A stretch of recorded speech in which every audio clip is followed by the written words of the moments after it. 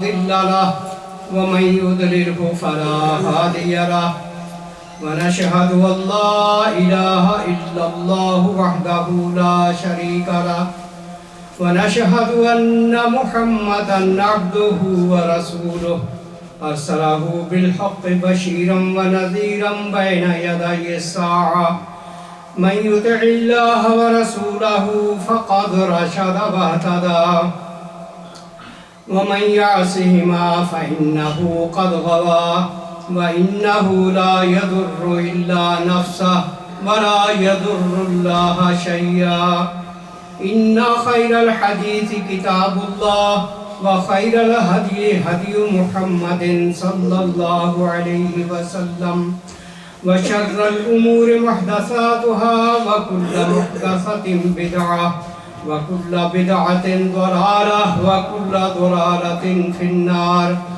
أما بعد فأعوذ بالله السميع العليم من الشيطان الرجيم بسم الله الرحمن الرحيم والليل إذا يغشى والنهار إذا تجلى وما خلق الذكر والأنثى إن سعيكم لشتى فأما من أعطى واتقى وصدق بالحسنى فسنيسره لليسرى وأما من بخل واستغنى وكذب بالحسنى فسنيسره للعسرى وما يغني عنه ماله إذا تردى صدق اللہ العظیم۔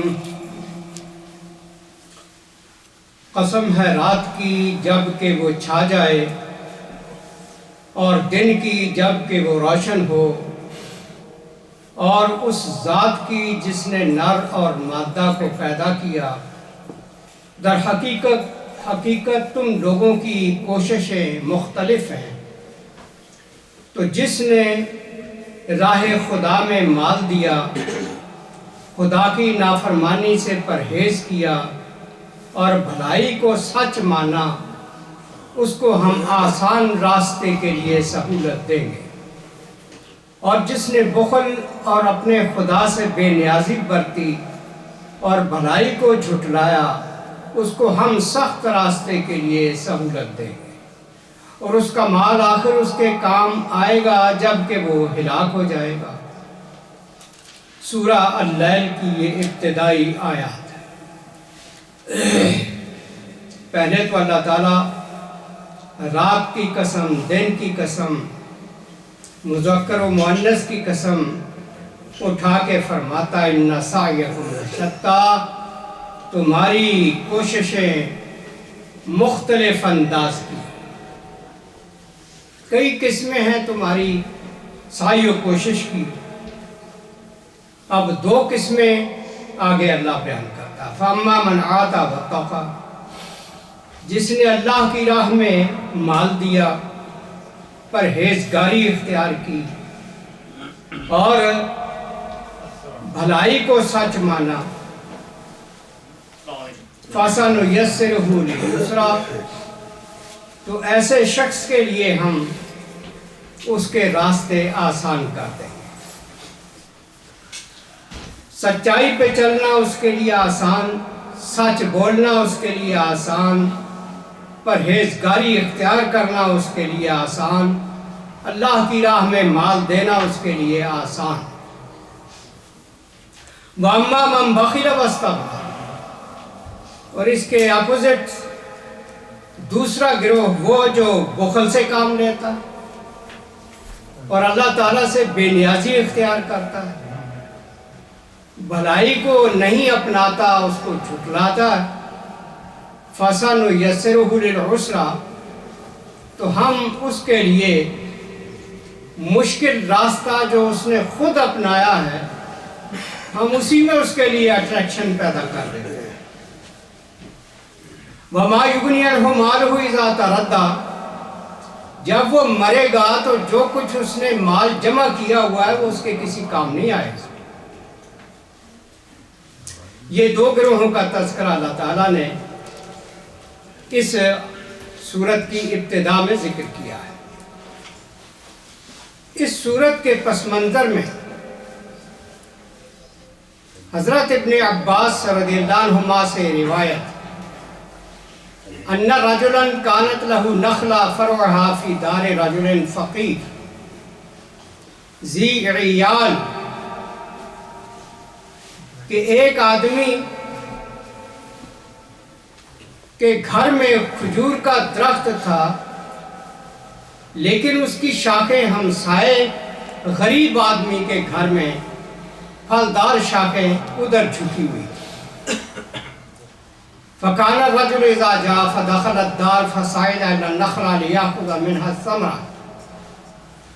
اب وہ مالک جب آتا تو ان غریب آدمی کے گھر میں داخل ہو کر اپنی کھجور کے درخت پر چڑھتا تاکہ اس کا پھل اتارے۔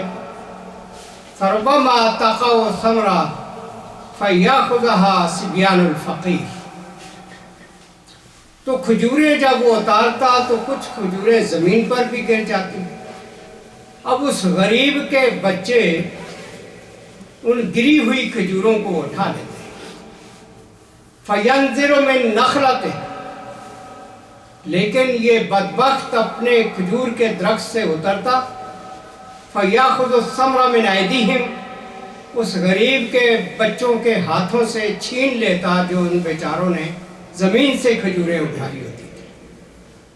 وَإِنْ وَجَدَهَا فِي فَمِ أَحَدِهِمْ أَدْخَلَ إِصْبَعَهُ حَتَّى يُخْرِجَ الثَّمَرَ مِنْ فِيهِ، اگر کسی بچے نے اپنے منہ میں کھجور ڈال لی ہے تو وہ بدبخت انسان اس بچے کے منہ میں انگلی ڈال کر بھی وہ کھجور نکال لیتا تھا۔ اتنا شقی القلب۔ فشکا ذالک الرجل الی النبی صلی اللہ علیہ وسلم، اب اس غریب آدمی نے نبی علیہ السلام کے پاس آ کے شکوہ کیا۔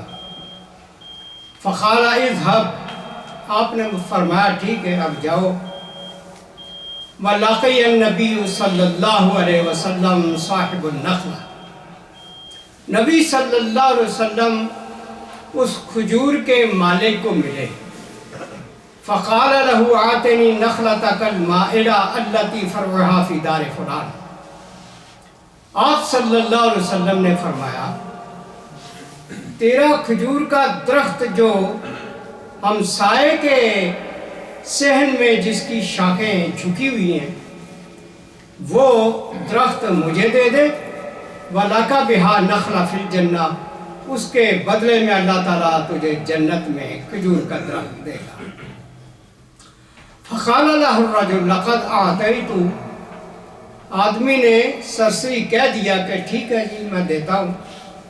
وَإِنَّ لِي لَنَخْلًا كَثِيرًا وَمَا فِيهِ نَخْلٌ أَعْجَبُ إِلَىٰ ثَمْرَةٍ مِنْهَا، لیکن حضور میری بہت ساری کھجور کے باغ ہیں لیکن اس جیسا درخت کوئی نہیں ہے، اس کی پھل جو ہے یہ مجھے بہت عزیز ہے۔ ثم ذهب الرجل، وہ آدمی یہ بات کر کے چلا گیا۔ وَلَقِيَ رَجُلًا كَانَ يَسْمَعُ الْكَلَامَ مِنْ رَسُولِ اللَّهِ صلی اللہ علیہ وسلم لِصَاحِبِ النَّخْلَةِ، وہاں تیسرا آدمی ایک بات سن رہا تھا کہ رسول اکرم صلی اللہ علیہ وسلم نے کھجور والے کو کیا کہا ہے۔ فَأَتَى رسول اللہ صلی اللہ علیہ وسلم، وہ تھرڈ پرسن نبی علیہ السلام کے پاس آیا۔ فقال آتنی ما آتیت الرجل ان انا اخذتها، حضور میرے ساتھ وعدہ فرمائیں جنت میں کھجور کے درخت کا، اگر میں وہ حاصل کر کے اس کا درخت آپ کو دے دوں۔ قال نعم، آپ نے فرمایا ٹھیک۔ فذهب الرجل فلقي صاحب النخلة ولكليهما نخل، اب یہ تیسرا آدمی کھجور کے درخت کے مالک کو ملا، دونوں کے پاس کھجور کے باغ تھے۔ فقال له صاحب النخلة، اب اس کھجور کے مالک کو اس نے کہا اشعرت ان محمدًا اعطانی بنخلۃ المائلہ الی دار فلان نخلہ فی الجنہ، تجھے معلوم ہے کہ محمد صلی اللہ علیہ وسلم نے اس میرے درخت کے بدلے میں جنت کے درخت کا وعدہ کیا ہے؟ فقلت لقد آتیت، میں نے حضور سے عرض کیا تھا ٹھیک ہے، ولیکن یعجبنی ثمرھا، لیکن مجھے اس کا پھل بہت اچھا لگتا ہے۔ ولی نخل کثیر ما فیہ النخلہ اعجب الی ثمر منہا، بہت سارے اور کھجور کے درخت میرے پاس ہیں لیکن اس سے زیادہ بہترین پھل دینے والا درخت نہیں ہے۔ فقال له الآخر، تو اس نے دوسرے کو کہا اتريد بیعها، کیا تو اس کو بیچنا چاہتا ہے؟ فقال لا الا ان اعطی بها ما اريد، نہیں بھئی ایسے نہیں میں بیچوں گا، ہاں میری منہ بولی جو قیمت ہوگی جو ادا کرے گا میں اس کو دے سکتا ہوں۔ ولا اظن اعطی، لیکن مجھے نہیں خیال کہ میرے منہ بولے قیمت مجھے کوئی دے گا۔ قال فکم تؤمر فیہا، پوچھا کتنی تجھے امید ہے؟ قال 40 نخلہ، کہتا ہے اس ایک کھجور کے بدلے مجھے 40 کھجوروں کے درخت چاہیے۔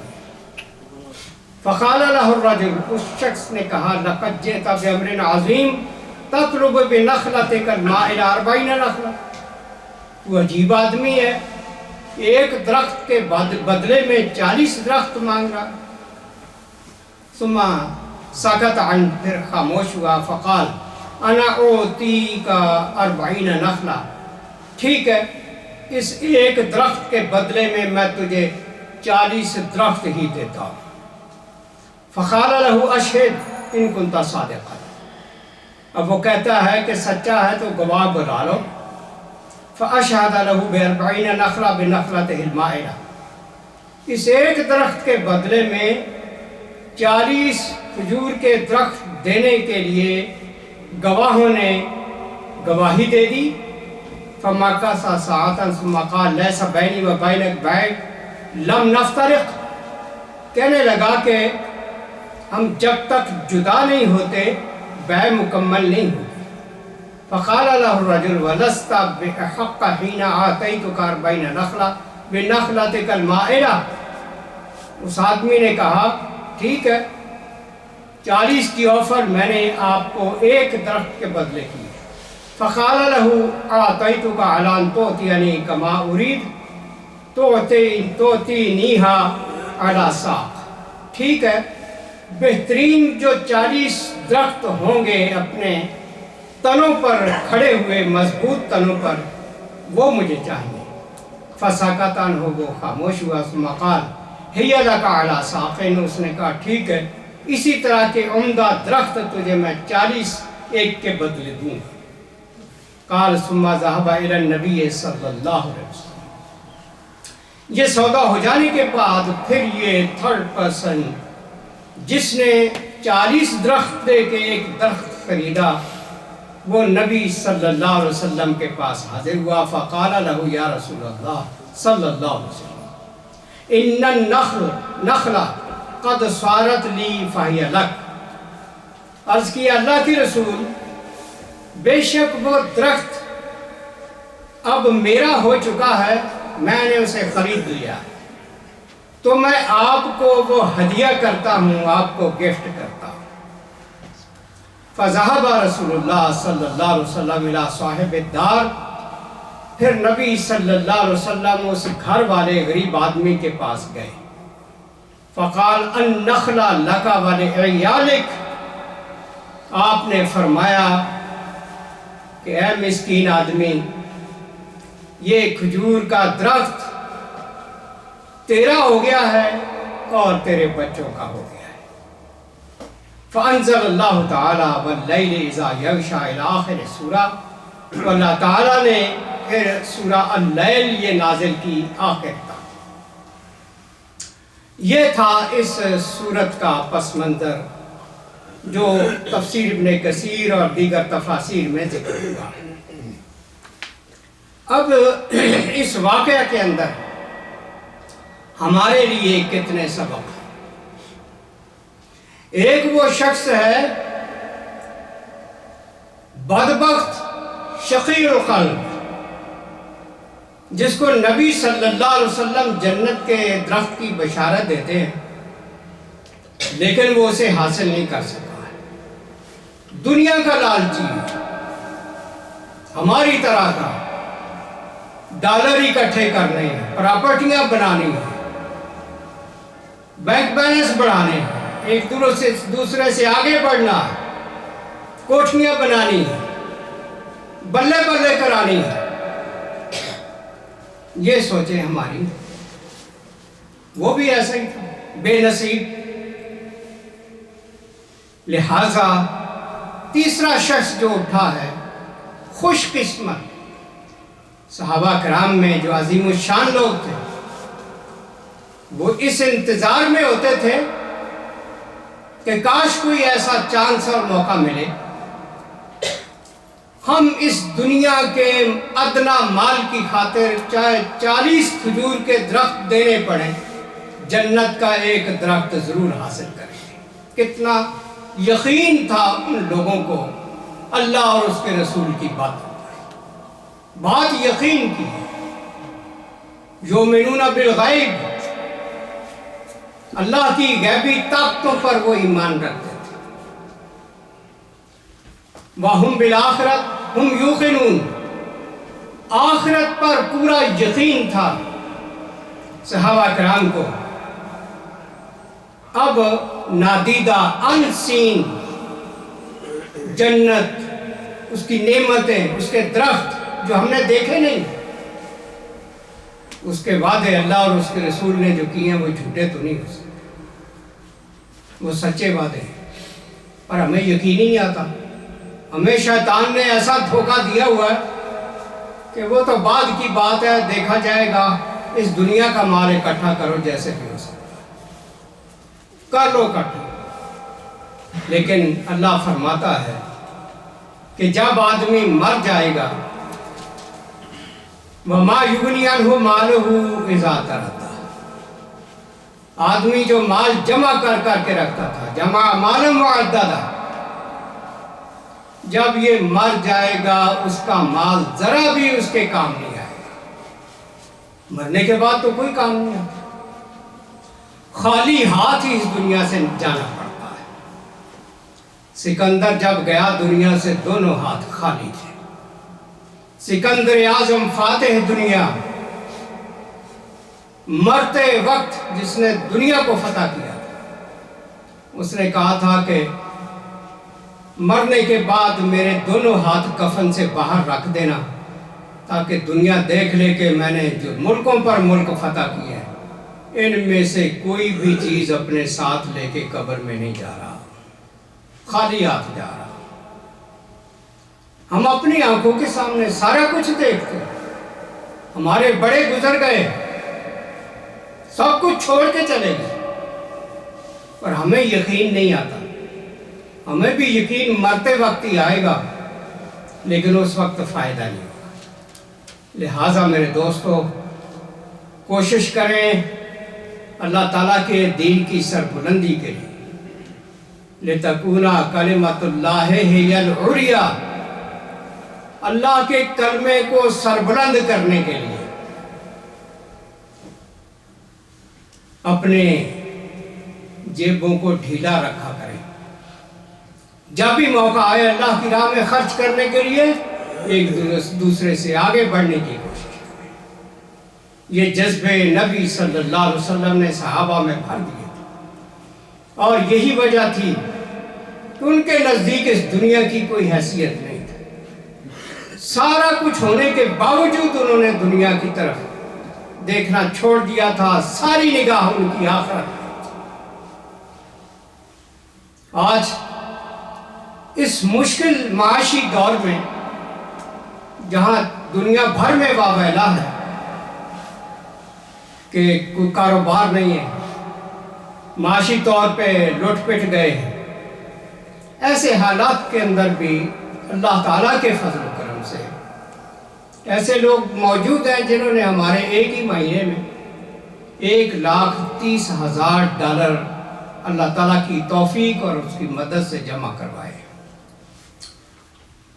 اور آپ کو بار بار ذکر کیا گیا ہے کہ مقصد ایکسٹینڈ کرنے کے لیے ساتھ والی جگہ جو ہے وہ سیل پہ لگی ہے، تو ہم درخواست کرتے ہیں $100,000 we gave as a down payment, and attorney is preparing the papers for contract.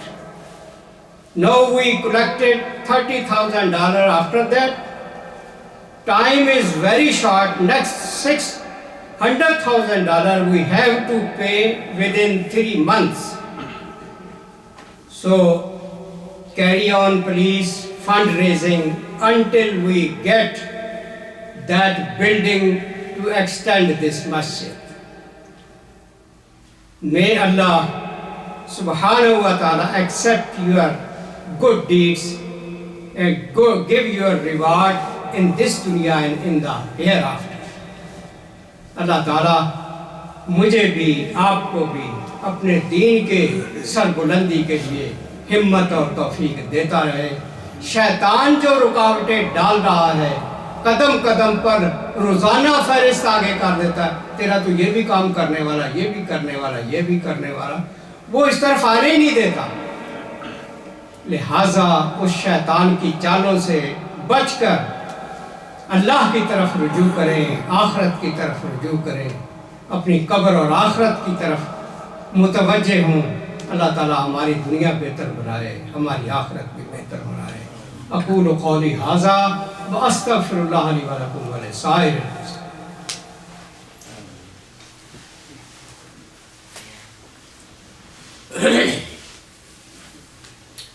الحمد للہ رب العالمین والصلاة والسلام علی رسول الامین، اما بعد فیا معاشر المسلمین اعوذ باللہ من الشیطان الرجیم، بسم اللہ الرحمن الرحیم۔ قال اللہ تعالی فی کلامہ الکریم، ان اللہ وملائکتہ یصلون علی النبی یا ایہا الذین آمنوا صلوا علیہ وسلموا تسلیما۔ اللہم صل علی سیدنا و مولانا محمد بعدد من صلی وصام۔ اللہم صل علی جمیع الانبیاء والمرسلین وعلی سائر صحابۃ والتابعین وعلی عبادک الصالحین۔ اللہم اید الاسلام والمسلمین۔ اللہم انصر من نصر دین محمد صلی اللہ علیہ وسلم واجعلنا منہم، واخذل من أعرض عن دين محمد صلى الله عليه وسلم ولا تجعلنا منهم۔ اللهم أرنا الحق حقا وارزقنا اتباعه، وأرنا الباطل باطلا وارزقنا اجتنابه۔ اللهم ثبتنا على الإسلام، اللهم نور قلوبنا بنور الإيمان، اللهم اغفر للمؤمنين والمؤمنات الأحياء منهم والأموات۔ عباد الله رحمكم الله، إن الله يأمر بالعدل والإحسان وإيتاء ذي القربى وينهى عن الفحشاء والمنكر والبغي يعظكم لعلكم تذكرون۔ اذكروا الله يذكركم وادعوه يستجب لكم، ولذكر الله تعالى أعلى وأولى وأعز وأجل وأتم وأهم وأعظم وأكبر۔ صفحنا